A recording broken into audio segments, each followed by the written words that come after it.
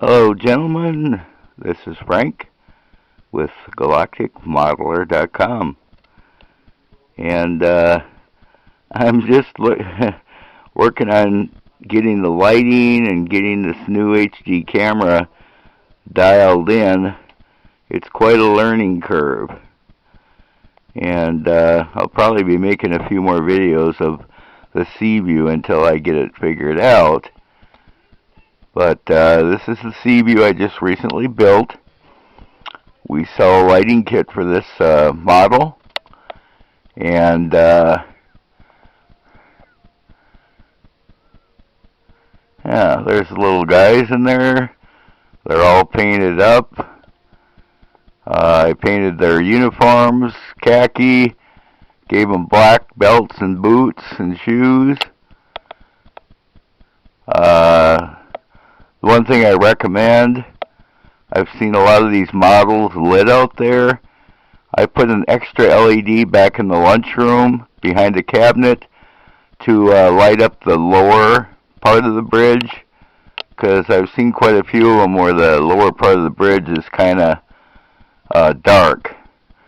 But there's the map back there, and their Ghostbusters pole to slide down. There's the guy up in the top, observation deck of the bridge. And right now we're in just safety mode. We're not fighting anything or doing anything. I painted the Seaveiw. The box art front cover was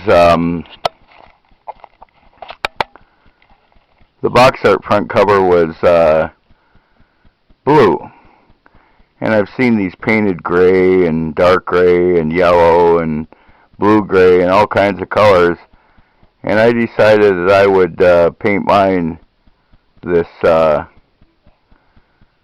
NASA blue, which is a tester's color. And then on the belly of the sub, I painted it white lightning, which is a tester's color. It's kind of a creamy metallic pearl. I'm very happy with the color. I like it better than a lot of them I've seen. I'm just not into gray, even though that's probably the color it actually is. The box art showed blue because I think it was the ocean reflecting, down. But the lighting kit will come with everything you need to do your port and starboard, your conning tower, your complete bridge, and in a little bit here we'll go into the emergency mode and the battle mode, and we'll have the red lights in the conning tower and bridge blasting. I also put a little guy down in the conning tower. I molded one of the guys from the from the kit and made an extra guy and put him down in there. I thought that was kind of fun. I also lit the fiber optics for the cameras and the conning tower and the rear cameras, and did some other various marker lights in the back there you can see. I saw a guy on YouTube, I can't remember his handle, but he put one right in the back of the spine of the ship, and I just thought that was cool, so I copied him. That's what modeling's about. Just go out and look at other guys' stuff and see what they did, and if you like it, adapt it to yours. If you don't like it, come up with your own stuff. Now we're going to go into emergency mode. I'll be right back. Our lighting kit will come with enough fiber optics and bulbs and fiber optics that flash at different rates. So when you go into the emergency mode, I made a computer wall here where the computer's got to come on in emergency mode, in attack mode, and start figuring out a battle plan on how to get these enemies out of the way. Also, the command center, the guy that sits in the center there, you can see he's got red and green flashing on his computer or on his console because you know, he's piloting the sub, trying to figure out. You know, he's working with the computer, trying to figure out how the hell to get out of the mess they're in. Yeah, that's pretty neat. And you can see the conning tower then turns, you know, bright red because it's in the distress mode and emergency mode as well. And then I've got something else to show you that I've added into this kit. I'll be right. Okay, modelers. What I did is I painted the props, you know, brass like they're supposed to be. But when the sub goes into emergency attack mode, I felt that the sub should have a system where they shut down the propellers and turned on some intense nuclear reactor engines, and these are pulsating LEDs that will come with the kit. And I just thought that really added some coolness to it.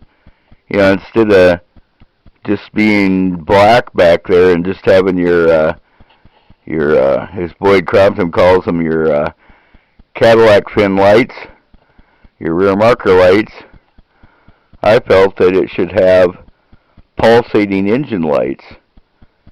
And it just makes when you set it on display and turn everything on, it just makes it way more interesting. So to me, I feel that's a must. It was very easy to do. All I did is blacked everything out, light blocked everything, and then painted the backs of those covers that fit behind the prop just a bright red. I used Guards Red, which is a Model Masters acrylic color, and I just love the effect. I just think that looks really awesome. Yeah. So now we've got engines that are 100 times more powerful than our normal propeller system. But when we go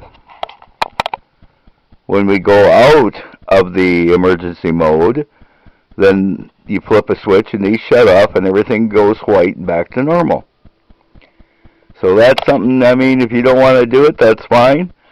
But I just feel that if you do it, you're going to be a lot happier with your model. It's something interesting. I know no one else has done it but me, because I've looked at every sub video out there, and I'm one of them guys that always has to try to figure out how to make it better. And I did. I'll be right back.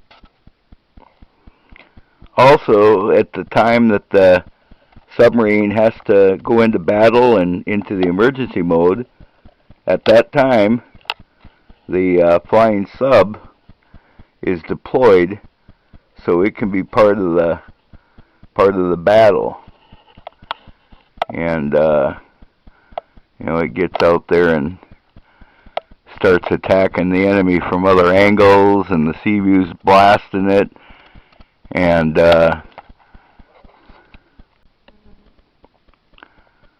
also at this time, the missile bays are activated when the sub is in battle mode, and the Polaris missile that comes with our LED lighting kit, the LED is a pulsating LED, and gives the effect of the missile, you know, blasting and being launched. So that's pretty cool. And when you're not in distress mode, you can just take the missile off and put the cover that comes in the kit back over it, and it looks just like, you know, normal sub. No more missiles.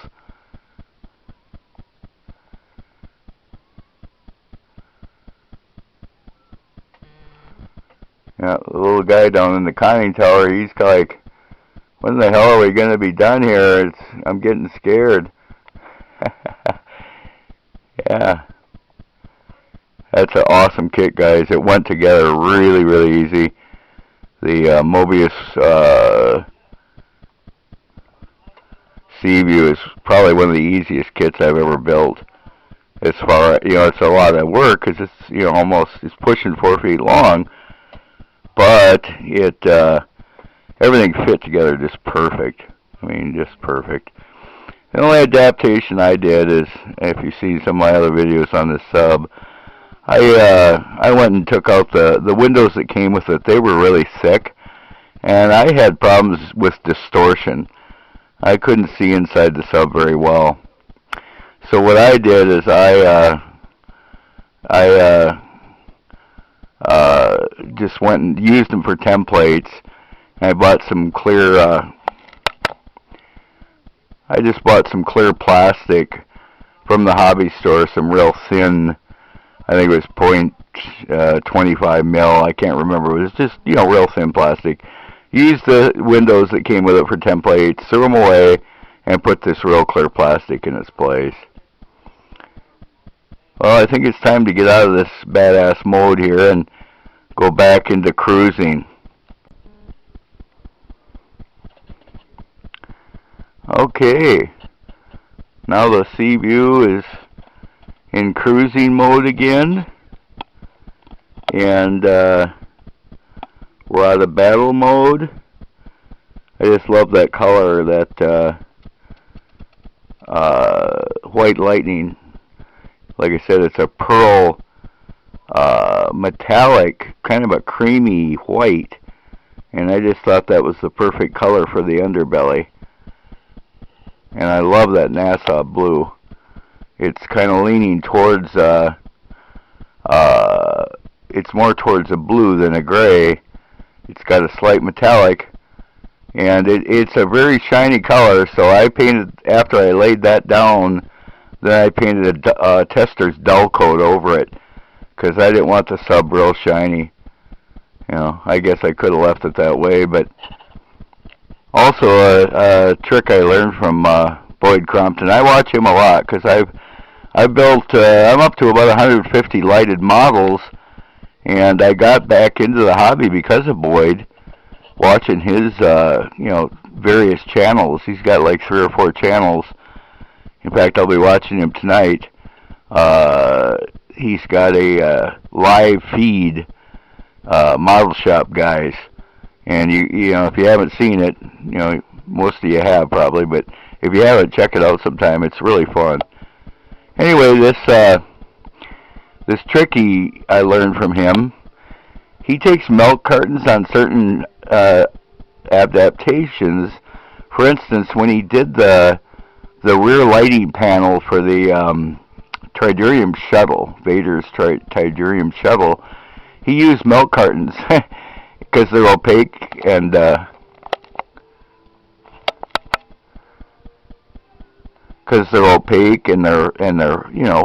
white, and you can use them on a lot of different applications. Just some old milk carton, just cut the flat side of the milk carton out. Not a white milk carton, but one that's kind of that opaque color.